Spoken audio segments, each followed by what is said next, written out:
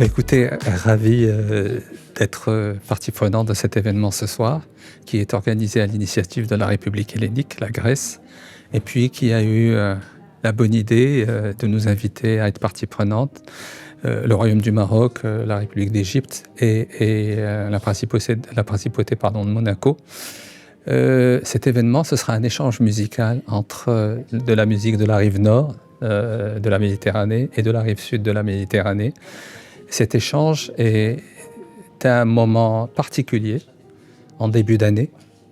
C'est aussi le moment où nous souhaitons envoyer, adresser un message universel à l'ensemble. Nous sommes à l'UNESCO, donc, qui est la caution intellectuelle du système des Nations Unies, et nous tenons aujourd'hui, à travers cet événement, à transmettre un message de paix, de solidarité, d'amitié et de fraternité. Nous avons besoin d'entendre des voix qui portent ces valeurs dans ce contexte crispé que nous vivons aujourd'hui.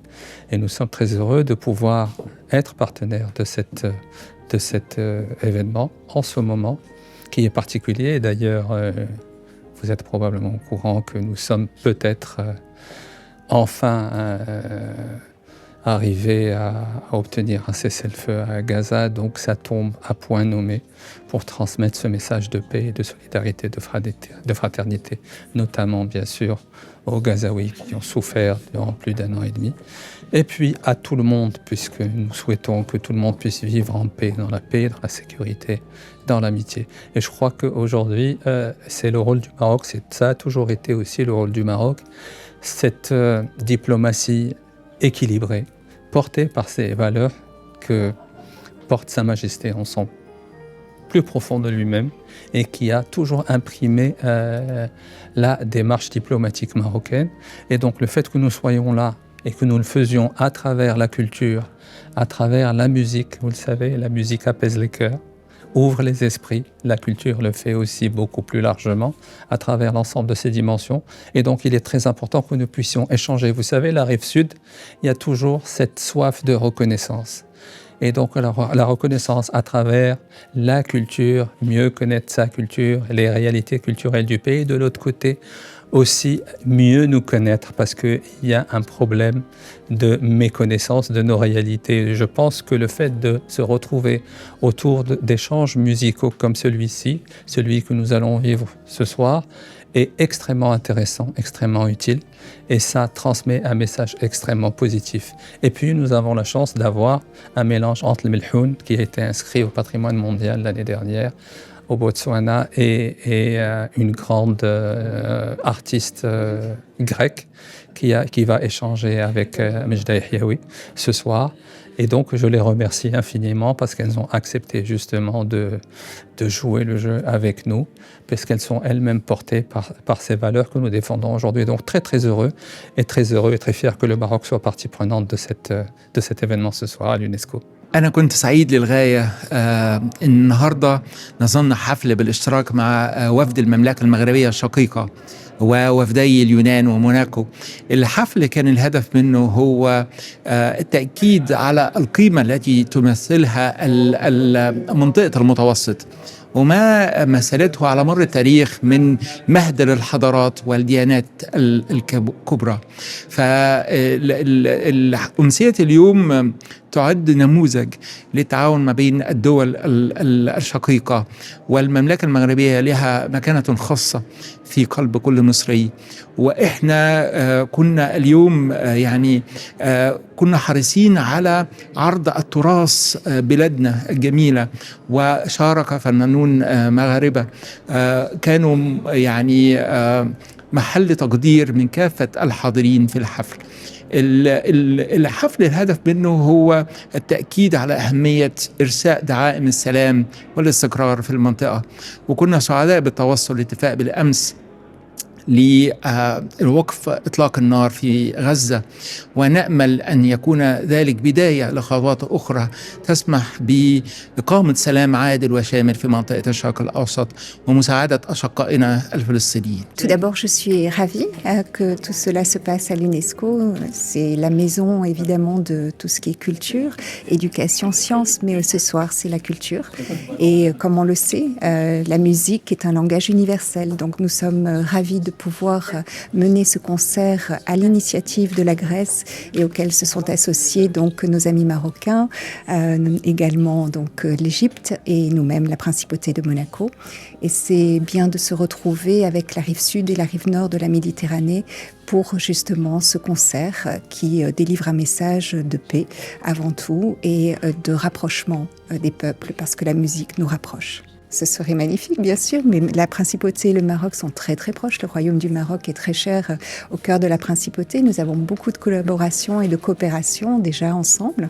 Pour l'instant, effectivement, je n'ai pas connaissance de coopération musicale, mais Monaco n'a pas non plus, au travers de sa tradition, des musiques spécifiques. En revanche, le Maroc en a beaucoup. La principauté a un orchestre philharmonique et d'autres structures culturelles également, mais ce sera peut-être à envisager pour l'avenir. C'est ici à l'UNESCO que 4 pays méditerranéens organisent un événement culturel, mais en même temps un événement qui envoie un message d'espoir, de coopération et de coopération entre le peuple de la Méditerranée. La délégation de la Grèce, la délégation du Maroc, de l'Égypte et de Monaco co-organisent un événement avec le titre « Une symphonie méditerranéenne ». Aujourd'hui, la musique prend la parole et la musique construit des ponts de compréhension et de solidarité parmi les peuples et les États. Alors aujourd'hui, ici, dans cette organisation, une organisation de culture, d'enseignement, des sciences, tous ensemble, on voit ce message d'une manière forte. La paix est possible. Et on est content parce que cet événement est organisé juste un jour après l'accord de trêve à Gaza. On espère qu'on entre dans une période nouvelle, pleine d'espoir pour toute la région. Nous sommes très honorés ici à l'UNESCO d'accueillir cet concert très important, Symphonie méditerranéenne, qui célèbre la diversité culturelle, linguistique et artistique de ces mers qui n'est pas, disons, une mer, mais une succession de mers comme Braudel nous avait rappelé, qui est dans l'histoire un lieu de croissance de cultures, de langues et de peuples. Et c'est la mission de l'UNESCO de célébrer la diversité culturelle. Et je pense que l'artiste grecque très connue, Madame Evanthia Rubitsika, va vraiment nous donner l'essence de ce patrimoine culturel. Et merci aux délégations qui ont promu cet événement, la Grèce, l'Égypte, le Maroc et Monaco. هي تجربة يعني فريدة من نوعها، من التجارب اللي في الحقيقة أنها كتجمع بين ثقافتين وبين لونين غنائيين متباعدتين ولكن متقاربتين جغرافيا، يعني بالنسبة لانتمائنا للبحر الأبيض المتوسط. ولهذا كان الجمع ما بين أصوات نسائية تنتمي لدول البحر الأبيض المتوسط هي تجربة لها طعم خاص. طبعا كانت استعداداتنا يعني من جانبهم أو من جانبنا كمغاربة، يعني كان فخورين أننا نمثلوا بلدنا في هذا يعني في مكان هذا المحفل اللي هو اليونسكو. وطبعا لي سبب آخر كيخليني أنني نكون يعني فخورة بهذا العمل والمشاركة فيه، وهو الاعتراف الدولي اللي تم مؤخرا سنة 2023 بالملحون كتراث لا مادي إنساني.